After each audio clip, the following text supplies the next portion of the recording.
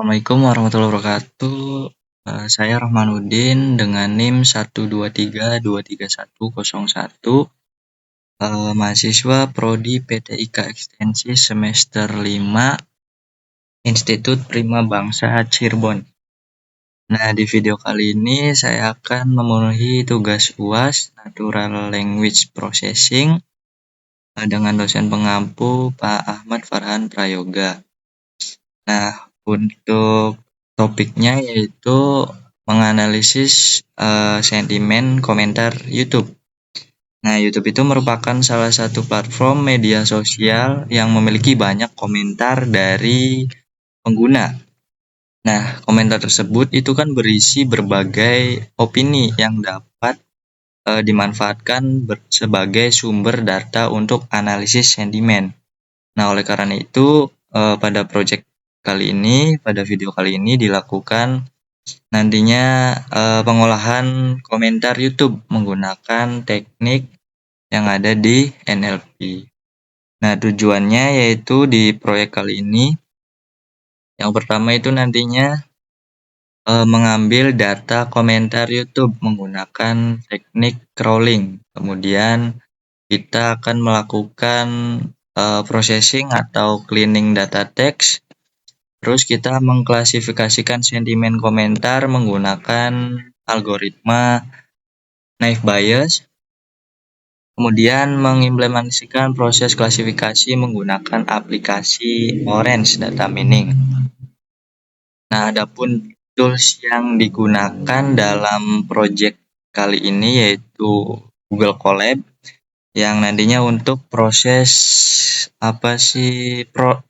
crawling atau pre-processing data. Kemudian ada Python. Python ini sebagai bahasa pemrogramannya. Kemudian ada lagi namanya tadi Orange Data Mining, yaitu untuk proses klasifikasi sentimennya. Nah, pertama-tama yaitu kita di tahap awal yaitu kita masuk ke Google Cloud Console.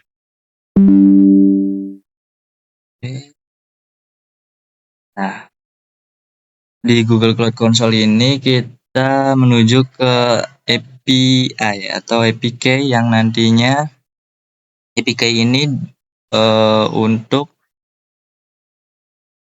ibaratnya kunci atau akses resmi untuk mengambil komentar yang ada di YouTube nantinya.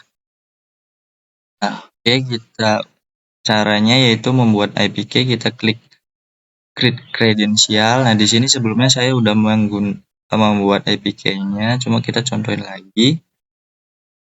Nah, APK di sini ada kita klik none, kemudian di sini ada kita klik yang restrike. Oke, kita pindahin dulu. Oke. Nah, kita pilih di sini yang namanya YouTube IPv3. Oke, kita tunggu sampai APK-nya terbuat. Nah, oke, kita close. Nah, ini APK yang kita udah bikin tadi. Kita close dulu. Nah, di situ akan nambah IP barunya. Tahapan selanjutnya yaitu kita ke Google Colab setelah ibaratnya membuat kunci untuk masuk ke perizinan untuk mengambil komentar YouTube. Ke Google Colab. Di sini saya udah nyiapin toolsnya untuk pre-processing nantinya untuk mengambil dataset berupa CSV yang berisikan komentar-komentar YouTube. Oke, yang pertama kita running di sini pip install Google IP, yaitu di mana kita akan menginstal ibaratnya fungsi-fungsi atau extensionnya. Kita di sini ada yang namanya import dash. Oke, kita tunggu dulu sampai warnanya hijau. Oke, kita tunggu.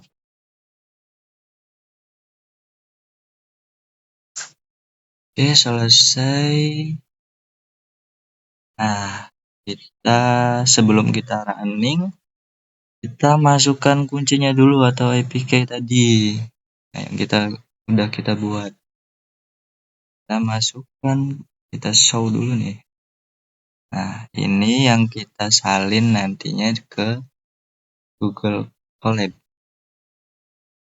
Kabarnya kita udah punya izin nih, udah punya izin akses. Kita salin, kita hapus dulu. Control V, salin di sini, langsung kita running. Oke, jalan. Nah, kita langsung menjalankan fungsinya, yaitu fungsi di sini itu mengambil ID video dari YouTube. Langsung jalankan. Kita jalankan langsung. Nah, di tahap ini kita kan belum punya topiknya, kita belum punya link YouTube-nya atau komentar yang akan kita analisis atau kita sentimen. Nah, kita masuk ke YouTube-nya. Nah, untuk isu yang sedang tren mungkin banjir ya, banjir itu kan lagi isu sosial yang sekarang ya. Coba kita dari banjir di mana ya? Cirebon aja ya. KDM banjir Cirebon.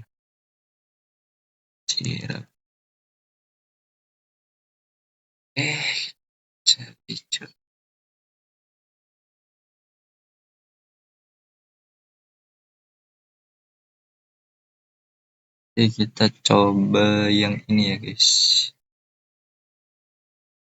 Kalian tahu nggak? Sekarang kalian bisa mengubah. Oke. Kita coba salin.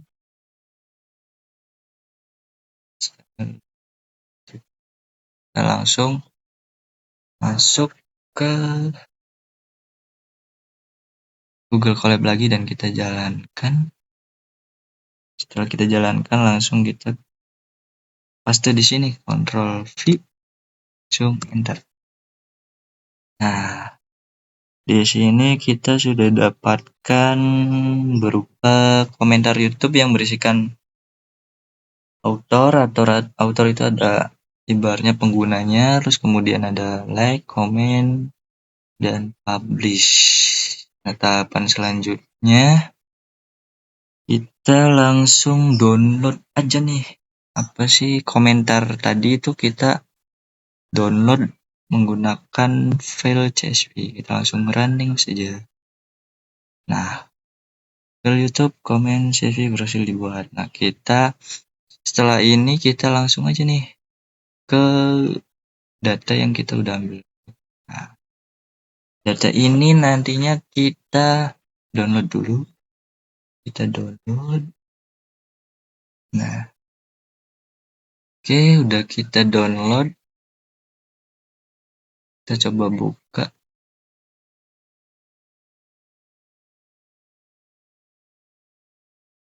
Gunakan Excel, kita tunggu.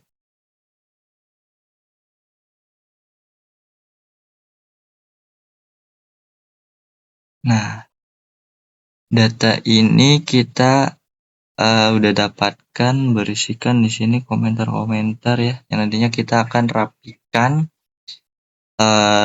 sedemikian mungkin dan kita tambahkan sentimennya yang kemudian kita akan mengimplementasikan klasifikasinya ke dalam Google yang ke dalam aplikasi Orange Data Mining. Oke, kita coba rapikan dulu. Oke, kita coba rapikan ya guys ya. Sini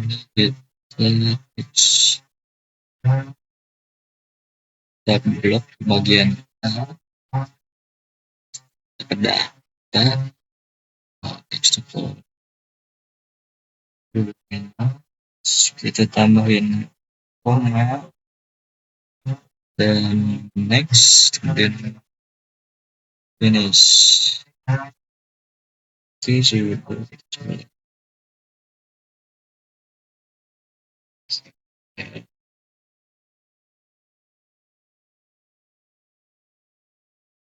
Kemudian di ini kita delete aja yang bagian likes, delete dan publish, delete juga. Nah, ini komennya.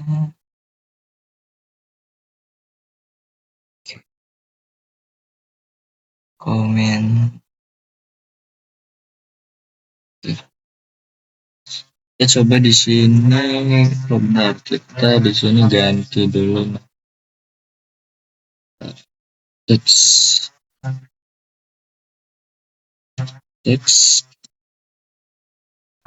kemudian di sini kita tambah short,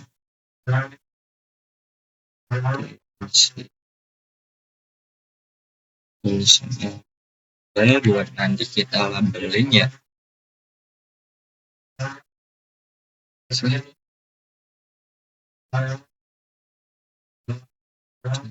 Sini kita bikin data validation.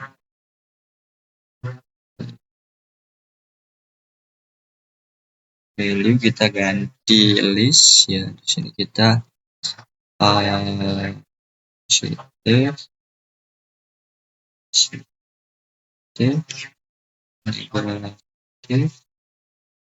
dan netral. Oke.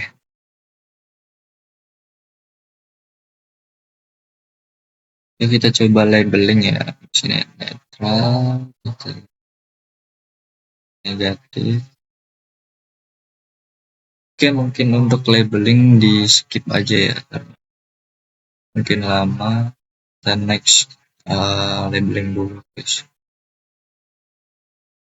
Oke, ini data yang sudah saya rapihin dan udah saya kasih label, label negatif, positif. Jadi kita langsung masuk aja ke aplikasi Orange-nya.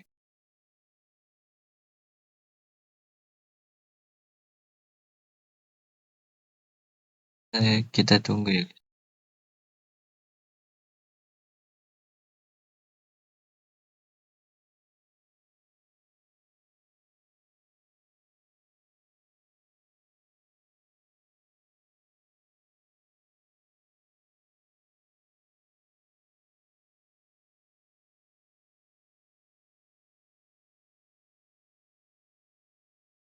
Mungkin di jeda dulu guys ya. Bentar.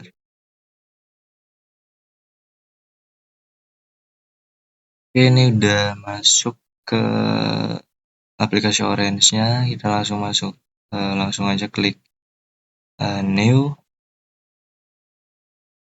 Oke, kita masukin yang namanya corpus.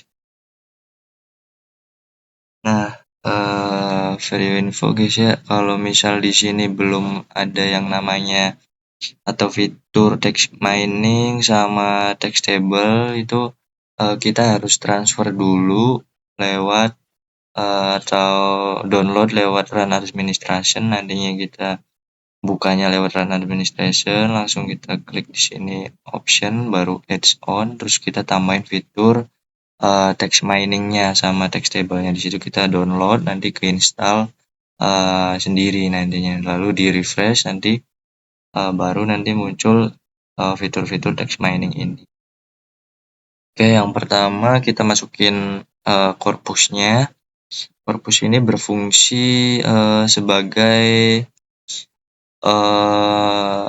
kayak semacamnya kayak Google Drive gitu, kayak menyimpan teks, terus label, terus menyimpan metadatanya, terus menghubungkan teks ke widget NLP. Nah, oke. Kita langsung cari data yang udah kita kasih sentimen tadi. Nah, oke, langsung silang aja. Kemudian langkah selanjutnya kita masuk ke yang namanya corpus viewer. Nah, ini corpus viewer. Nah, kalau corpus viewer ini berfungsi sebagai namanya juga viewer, jadi kayak untuk menampilkan isi teksnya dari folder ini. Langsung hubungkan saja. Nah, di sini ada filternya outdoor, text label, display fitur. Nah, di sini saya kan akan menganalisis semua komentar ya. Jadi kita dipilih semua dengan cara Ctrl A. Nah, ini kan langsung tuh komentar-komentar yang akan kita analisis atau kita implementasi. Nah, kita langsung silang aja.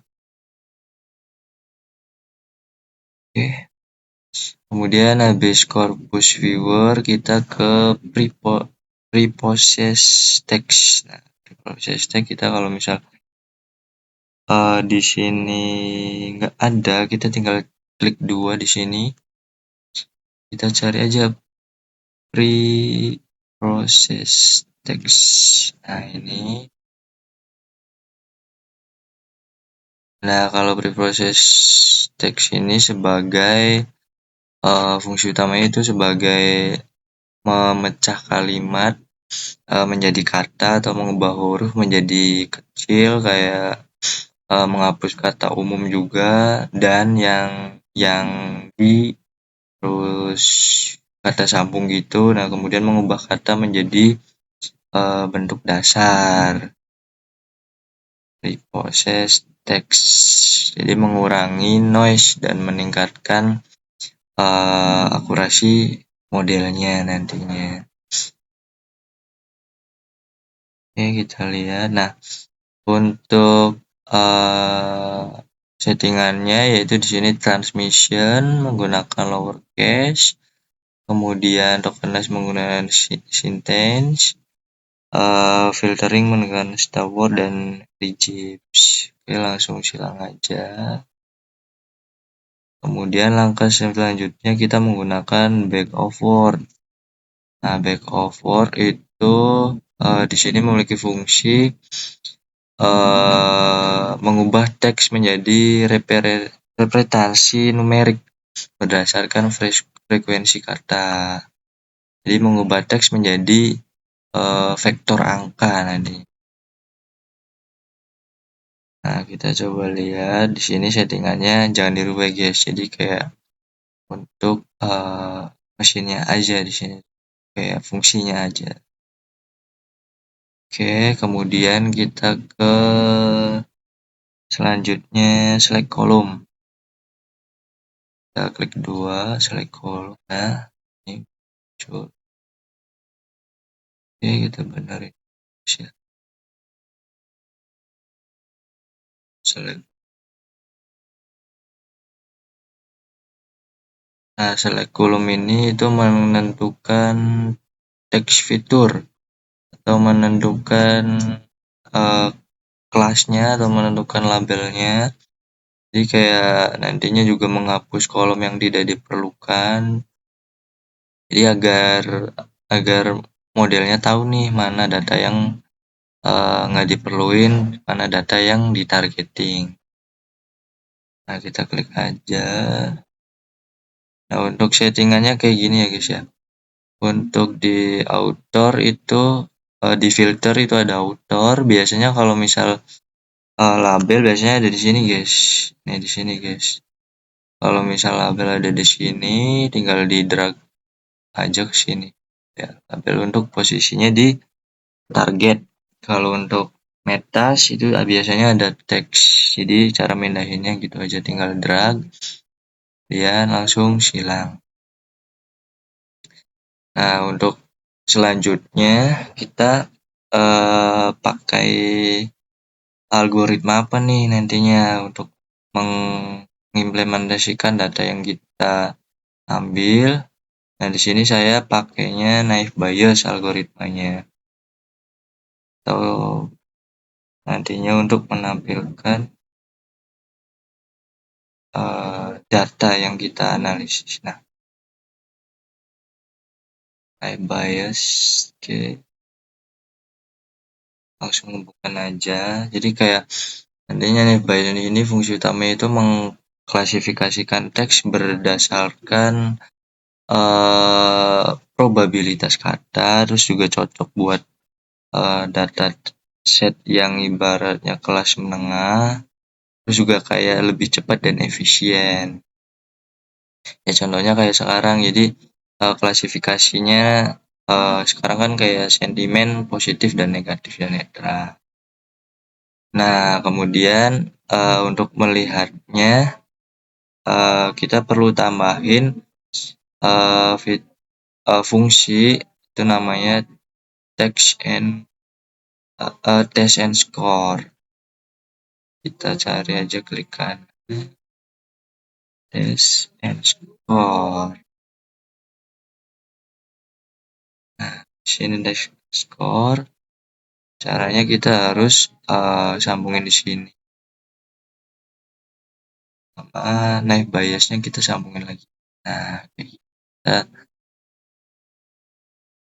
Nah, coba kita evaluasi result for targetnya pakai model naive Bayes. Di sini AUC-nya menunjukkan 0,5, artinya kemampuan model dalam membedakan kelas itu masih sangat lemah. Jadi belum mampu memisahkan kelas dengan baik. Nah, kemudian di sini ada CA itu akurasi. Nah, ini di sini 0,45, artinya model hanya mampu mengklasifikasikan 45% data dengan benar.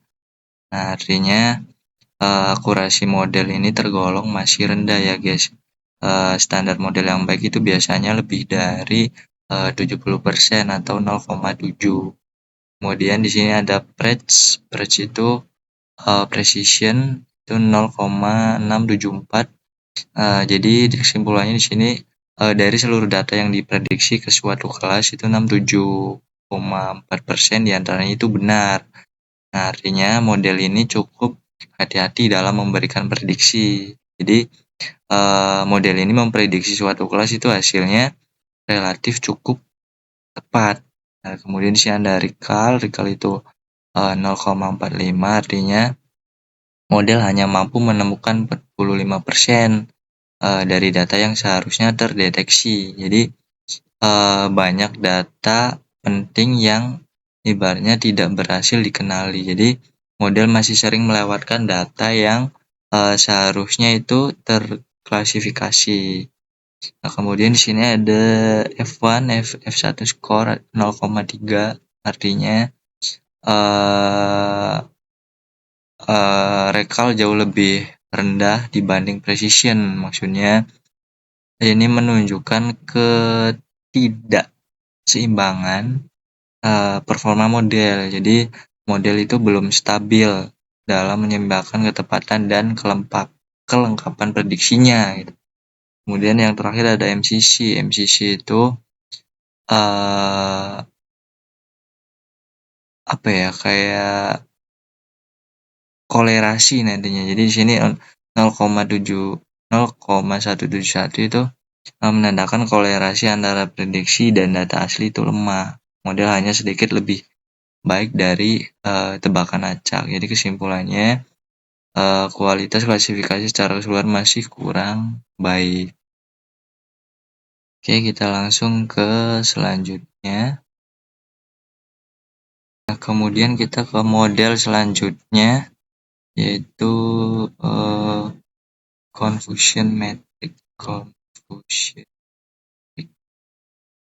Oke, kita coba sambungkan.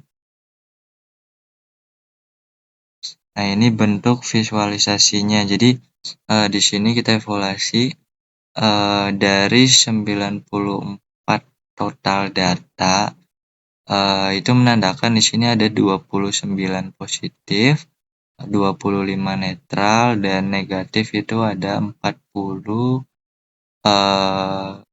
data negatif. Jadi keseluruhannya 94 data, totalnya ada 29 positif, 20 netral, dan 40 negatif. Oke, selanjutnya kemudian kita model selanjutnya ROC analysis. Kita sambungkan. Nah, berdasarkan grafik erosi analisis dengan kelas target negatif, ini kan targetnya negatif ya. Jadi kurva erosi model Naive Bayes terlihat itu mendekati garis diagonal dengan nilai AUC sekitar 0,57. Hal ini menunjukkan bahwa kemampuan model dalam membedakan komentar negatif dan non-negatif itu masih sangat rendah dan cenderung mendeteksi prediksi acak. Nah, dengan demikian, meskipun model dapat mengenali sebagian komentar negatif, secara keseluruhan model belum mampu secara konsisten dan efektif mendeteksi kelas negatif pada berbagai nilai threshold. Nah, begitupun positif dan netral. Nah, ini positif dan ini netral. Jadi belum erosi ini belum model Naive Bayes ini terhadap analisis erosi itu belum memiliki kemampuan diskriminasi yang baik terhadap komentar negatif. Oke, kemudian kita ke model selanjutnya. Pada model prediction.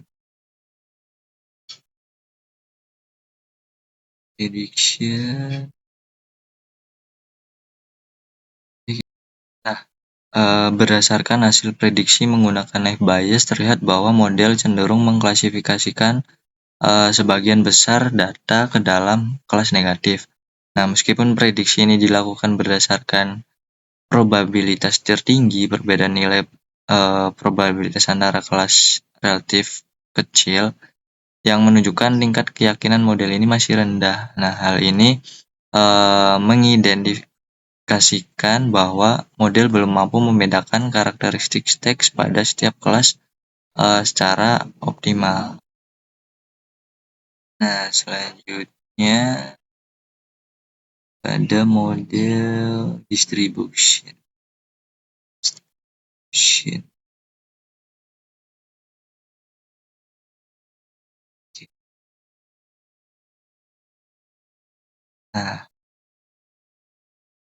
Nah, berdasarkan hasil distribution, terlihat bahwa hasil prediksi model Naive Bayes didominasi oleh kelas negatif. Hal ini menunjukkan adanya kecenderungan model dalam mengklasifikasikan data ke dalam kelas negatif. Nah, sementara kelas netral dan positif itu terprediksi dalam jumlah yang jauh lebih sedikit. Nah, distribusi yang tidak seimbang ini mengidentifikasikan bahwa model ini belum mampu mengenali karakteristik setiap kelas secara proporsional. Nah, oke. Mungkin itu saja tentang mengimplementasikan data YouTube menggunakan metode Naive Bayes menggunakan aplikasi Orange. Nah, kenapa saya memilih metode Naive Bayes? Karena sangat sesuai dengan klasifikasi teks dan analisis sentimen. Algoritma ini lebih efisien, terus mudah diimplementasikan, serta sering digunakan sebagai baseline dalam penelitian text mining. Nah, selain itu, Naive Bayes ini mampu memberikan gambaran awal performa klasifikasi terhadap komentar negatif. Nah, meskipun tadi hasilnya evaluasi menunjukkan performa yang belum optimal, tapi penggunaan naive Bayes itu tetap relevan sebagai metode awal untuk memahami karakteristik dan menjadi dasar perbandingan dengan metode klasifikasi lainnya. Oke, mungkin itu saja video dari saya, kurang lebihnya mohon maaf. Saya akhiri. Wassalamualaikum warahmatullahi wabarakatuh.